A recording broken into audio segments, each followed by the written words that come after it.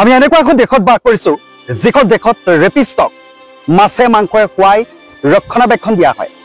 মানুহটোৰ মৃত্যু হোৱা পথ ধেৰ আছে, কিন্তু জন্ম হোৱা পথ এটাই আছে, সেয়া হৈছে নাৰী। গতিকে নাৰীক সন্মান কৰিব নজনা এখন দেশত এইদৰে মূৰ্তি পূজা কৰি একো লাভ নাই, দেৱীৰ প্ৰতিমাৰ আগত ডাঙৰ ডাঙৰ কথা কৈ একো লাভ নাই। কেৱল মাত্ৰ ভাষণৰ ফুলজাৰিত বেটি বচাও বেটি পঢ়াও বুলি কৈ নেলুৰ ক্ষীৰ ফুলাই ফুলাই চিঞৰাৰ কোনো কাৰণ নাই, যুক্তি নাই তাত। এগৰাকী যুৱতীক যেতিয়া জীয়াই জীয়াই কেঁচা মঙহ শুহি খাই পেলাব পাৰে, মাৰ্ডাৰৰ দৰে কাম কৰি দিব পাৰে, তাৰ পাছত সেইজন ব্যক্তিক জেল হাজতলৈ নি আৰামত চৰকাৰী পইচাৰে খুৱাই বোৱাই ৰক্ষণাবেক্ষণ দিয়াৰ যুক্তি ক'ত আছে? আজি যিসকল ব্যক্তিয়ে সেই ৰেপিষ্টক সেইদৰে ৰক্ষণাবেক্ষণ প্ৰদান কৰিছে, তেখেতৰ জীয়েকৰ তেখেতৰ কন্যা সন্তানৰ লগত যদি তেনেকুৱা কৰিল হয়, তেতিয়া সেই ব্যক্তিজনৰ ওপৰত এইসকল ব্যক্তিয়ে কি কৰিলে হয় যিসকলে বৰ্তমান সময়ত এই ৰেপিষ্টজনক ৰক্ষণাবেক্ষণ দি আছে? সাধাৰণ ড্ৰাগছৰ দৰে এটা অপৰাধত অকণমান ব্যৱসায়ী সমাজখন নষ্ট কৰা দেখি ক'ৰবাত ৰাতিপুৱা ফুৰাবলৈ লৈ গৈ এনকাউণ্টাৰ কৰা ঘটনাবোৰ যিদৰে কৰে, ঠিক সেইদৰে এই যে ৰেপিষ্টসকলক সেইদৰে কোনো জীয়াই থকাৰ তেখেতলোকৰ অধিকাৰ নাই। যিদৰে কাৰোবাৰ জীৱন ধ্বংস কৰিছে, কাৰোবাৰ সংসাৰ ধ্বংস কৰি দিছে, ঠিক সেইদৰে তাহাঁতক লাইন পাতি যদি আপোনাৰ ওলমাই দিব পাৰে, এইখন দেশত আকৌ দ্বিতীয়বাৰৰ বাবে ৰেপ নামৰ শব্দটো হয়তো আপুনি মই শুনিবলৈ নাপাম। কিন্তু সেয়াকে নকৰি আমাৰ দেশত কি হয়, ৰেপ কৰাৰ পাছত যদিও সেইজনক এৰেষ্ট কৰা হয়, জেল হাজতলৈ খুব বেছি 20 বছৰ যাৱজ্জীৱন কাৰাদণ্ড তেনেকুৱা ধৰণৰ কিবা এটা কৰি 15 বছৰ কৰি বিন্দাছ ফ্ৰী ৰেচন খাই ওলাই গুচি আহিব। তাৰ পাছত এই ৰেপ নামৰ শব্দটোৱে সদায় আপোনাৰ কাণত গুঞ্জৰিত হৈয়ে থাকিব। আপোনাৰ সন্তানৰ লগতো কালিলে যে নহ'ব তাৰ কোনো মানে নাই। এই কথাখিনি কিয় কৈছো আপোনালোকে চাগে ইতিমধ্যে ধৰিব পাৰিছে। কলিকতাৰ যি মেডিকেলত এগৰাকী চিকিৎসকৰ লগত যি ঘটনা সংঘটিত হ'ল, সেই সংঘটিত হোৱা ঘটনাই বৰ্তমান দেশ কঁপাই গৈছে। যুৱতীগৰাকীৰ নাম আছিল ডক্টৰ মৌমিতা দেৱনাথ। মৌমিতা দেৱনাথ নামৰ মহিলাগৰাকীয়ে কৰ্মৰত অৱস্থাত থাকি মেডিকেলখনত জিৰণি লৈ থকা কোঠাত গৈ কেইটামান নৰপাখণ্ডই তেনেকুৱা ধৰণৰ ঘটনাবোৰ সংঘটিত কৰিলে, এনেকুৱা নিৰ্মমভাৱে ৰেপ কৰিছে, আৰু তাৰ পাছত যুৱতীগৰাকীৰ মৃত্যুৰ আৰ্তনাদত চিঞৰিব লগা হৈছে। আৰু সেইখন দেশত কি বুলি কয়, বেটি বচাও বেটি পঢ়াও। আজি 6-7টা বজাৰ লগে লগে ছোৱালী এজনী ঘৰত সোমোৱাৰ কি যুক্তি আছে? ফুলজানি হৈ ঘৰত চৰকাৰ সজাৰ মইনা ঘৰলৈ সজাত সোমোৱাৰ কি যুক্তি আছে? সকলো যদি সম অধিকাৰ আছে, তাহাঁতি যদি বিচাৰিছে নিজৰ ইণ্ডিপেণ্ডেঞ্চি, তাহাঁতক দিয়াৰ যুক্তি আছে।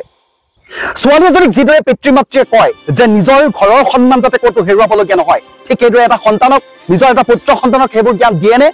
যে এই লোকৰ এজনী যাতে মান সন্মান, লোকৰ এজনী ছোৱালীৰ যাতে মান সন্মান, লোকৰ এজনী ছোৱালীৰ যাতে জীৱন ধ্বংস নকৰাও কেতিয়াও।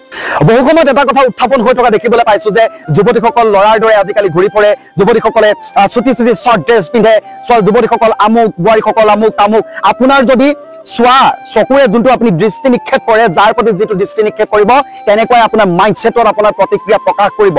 আপুনি এজনী ছোৱালীয়ে চুটি কাপোৰ পিন্ধিছে, তাই আপোনাক হিঞ্জ দিয়া বা কিবা এইটো নুবুজায়। তাই হয়তো এটা ইণ্ডিপেণ্ডেঞ্চি, তাই এইটো মন গৈছে, তাই এইটো কমফৰ্ট ফিল কৰিছে, তাৰ বাবে পিন্ধিছে। আপুনি কিন্তু নজৰীয়াটো আপোনাৰ চকু চোৱাৰ যিটো দৃষ্টি, সেই দৃষ্টিটো আপোনাৰ গণ্ডগোল।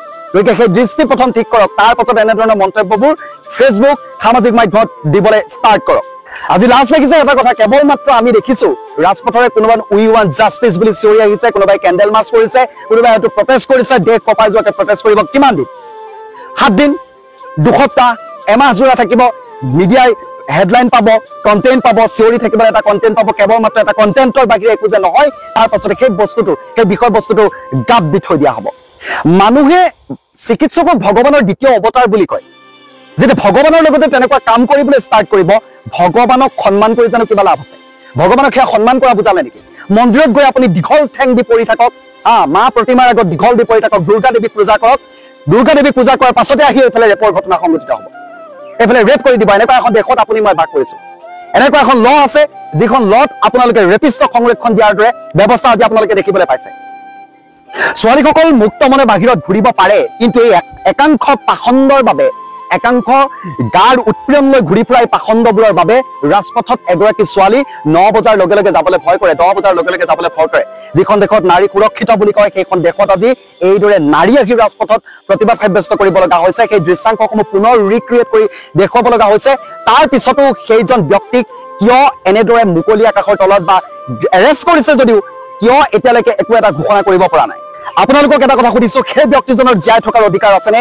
যিজন ব্যক্তিয়ে জীয়াই জীয়াই নৰসাধকৰ দৰে কাম কৰিব পাৰে, যিজন ব্যক্তি, যিসকল ব্যক্তিয়ে, যিসকল ৰেপিষ্টে এনেকুৱা ধৰণৰ কাম কৰিব পাৰে, সেইসকল ৰেপিষ্টক এইদৰে মুক্তময় ঘূৰি ফুৰিবলৈ দিয়া কিবা এটা যুক্তি আছেনে? সেইসকল ৰেপিষ্টক ফ্ৰী চৰকাৰী ৰেচন খুওৱা কিবা যুক্তি আছেনে? কেৱল মাত্ৰ এনেকুৱা ধৰণৰ কামবোৰ কৰি দেশত বাৰে বাৰে এনেকুৱা ধৰণৰ ঘটনাবোৰ কৰিবলৈ কিয় তেখেতলোকক উদগনি প্ৰকাশ কৰি আছে? আৰক্ষী প্ৰশাসনে ধৰিম বুলি ক'লে, আৰক্ষীৰ নিজৰ শক্তি প্ৰদৰ্শন কৰিম বুলি ক'লে, আইনৰ শক্তি প্ৰদৰ্শন কৰিম বুলি ক'লে বহুবোৰ কাম কৰিব পাৰে। আপোনালোকে চাওক, সাধাৰণ এটা হেলমেটত 500 টকা ভৰিব পাম বুলি আজিকালি সদায় হেলমেট পিন্ধিব লৈছে মানুহে। আপুনি ৰাজপথত চাব, এই যিকেইটা চাপৰি থাকে সেই চাপৰি কেইটাও আজিকালি হেলমেট পিন্ধি ঘূৰিবলৈ আৰম্ভ কৰিছে। কাৰণ ভয় এইটো কাৰণে যে পুলিচে ধৰিব, পুলিচৰ হাতত ফাইন ভৰিব লাগিব, নানা একশ্যন হ'ব পাৰে।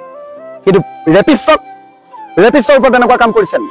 এই যিকেইটা ৰেপ কৰে সেই ৰেপিষ্ট কেইটামানক আপুনি ওলমাই দিয়ক না। আপোনালোকে ফাঁচিৰ দৰে নতুন নতুন আইন আনি আছে, নতুন নতুন আইনৰ জৰিয়তে আমি শুনিবলৈ পাওঁ কেৱল মাত্ৰ ফাঁচি হ'ব তেনেকুৱা ধৰণৰ ঘটনাবোৰ শুনিবলৈ পাওঁ। কিন্তু আজিলৈকে কেইটা ৰেপিষ্টক আজিলৈকে ফাঁচি দিব পাৰিলে? কেইটা ৰেপিষ্টক আজিলৈকে তেনেকুৱা ধৰণৰ কাঠঘৰত ওলমাই এনকাউণ্টাৰ কৰিব পাৰিলে?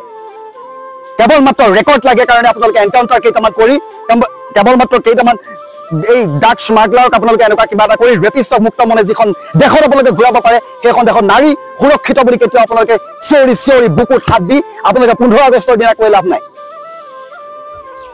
আজি দেশৰ জীয়াৰী গৈ নেশ্যনেল ইণ্টাৰনেশ্যনেল লেভেলত প্ৰতিদ্বন্দ্বিতা কৰিছে। আপোনালোকে দেখিবলৈ পাইছে আজি লাভলীনা বৰগোহাঁই ক'ৰ হয়? ছোৱালী হয়, ল'ৰা নহয়। লাভলীনা বৰগোহাঁই আজি দেশৰ নাম উজ্বলাইছে। ভিনেশ ফগাট দেশৰ নাম উজ্বলাইছে। এই ভিনেশ ফগাটৰ লগতো যিখিনি কাণ্ড কাৰখানা হৈ গ'ল, ব্ৰিজৰ ভূষণ নামৰ যিজন ব্যক্তি আছিলে তেখেতক আজিলৈকে কি শাস্তি প্ৰদান কৰিব পাৰিলে? সেইগৰাকী যুৱতী গৈ তাত প্ৰদৰ্শন কৰিলে। এগৰাকী যুৱতী হয়, যুৱতীয়ে কৰিব নোৱাৰা কাম একো নাই। মীৰাবাই চানু আপোনালোকে দেখিবলৈ পাইছে। চাইনা নেহৱাল কোন হয়? যুৱতী হয়। তেখেতলোকে কৰিব নোৱাৰা কাম একো নাই। দেশত এই ৰেপিষ্টসকলক যিদৰে সংৰক্ষণ কৰিছে আপোনালোকে, কোনো মিউজিয়ামত থব লগা এক্সক্লুচিভ নহয়, তেখেতলোক মিউজিয়ামত থব লগা প্ৰডাক্ট নহয়। গতিকে যিমান সোনকালে পাৰে ৰেপিষ্টসকলক আপোনালোকে এই উলমাই দিয়া ব্যৱস্থাটো বা এনকাউণ্টাৰ কৰা ব্যৱস্থাটো কৰক। তাৰ পাছত আপোনালোকে চাওক, কোনোবা যদি ৰেপ কৰিবলৈ সাহস কৰে, আপোনালোকে এইদৰে যেনেকৈ মুক্ত মনে 15-20 বছৰ জেল দি মুকলি আকাশৰ তলত ফ্ৰী মাইণ্ডেড হৈ ঘূৰিবলৈ সুবিধা কৰি দিব, তেতিয়ালৈকে এই ৰেপ নামৰ শব্দটো বাৰে বাৰে আপুনি গুঞ্জৰিত হ'ব। কেৱল মাত্ৰ কেণ্ডেল মাৰ্চ কৰিব লাগিব, তাৰ বাহিৰে কিন্তু বেলেগ আপোনালোকে একোৱেই কৰিব নোৱাৰে।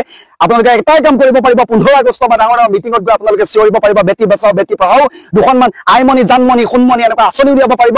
তাৰ বিহীনে আপোনালোকে একো কৰিব নোৱাৰে। আপোনালোকে ক'ব পাৰিব যে বেটীয়ে আমাৰ নাৰী সুৰক্ষিত, আমি নাৰীক সন্মান কৰোঁ, নাৰীক যিদৰে আমি সন্মান কৰোঁ ঠিক সেইদৰে আপুনি পূজা মণ্ডপৰ যি আমাৰ দুৰ্গা দেৱী আছে বা প্ৰতিমা আছে, আমি যিখিনি প্ৰতিমা আছে, আমি যাক আৰাধ্য বুলি মানো, যিসকল আমি সন্মান কৰোঁ, সেই দেৱীক সন্মান কৰি লাভ নাই যদি জীৱিত দেৱীক আপুনি সন্মান কৰিব নোৱাৰে। এটা প্ৰতিমূৰ্তিক আপুনি সন্মান কৰি কিডাল কৰিব?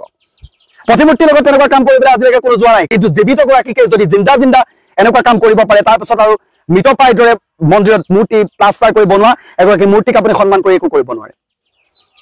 বাৰে বাৰে কৈছো যে এই ৰেপ নামৰ শব্দটো যদি আপোনাৰ কাপোৰে মেটাৰ কৰে, অৰ্ণমাই বৰা নামৰ যিগৰাকী মহিলা শিক্ষয়িত্ৰী আছিলে, তাত কাপোৰৰ কোনো ধৰণৰ মেটাৰ নাই। সেই কণমানিজনীক যে চমিলা ৰংমাহাত্ৰী নামৰ এই কণমানিজনীক যে এনেকুৱা কৰিলে, তাইক কোনো ধৰণৰ এনেকুৱা ৰাইট নাছিলে যে তাত কোনো ধৰণৰ কাপোৰ কানি কথা নাছিলে।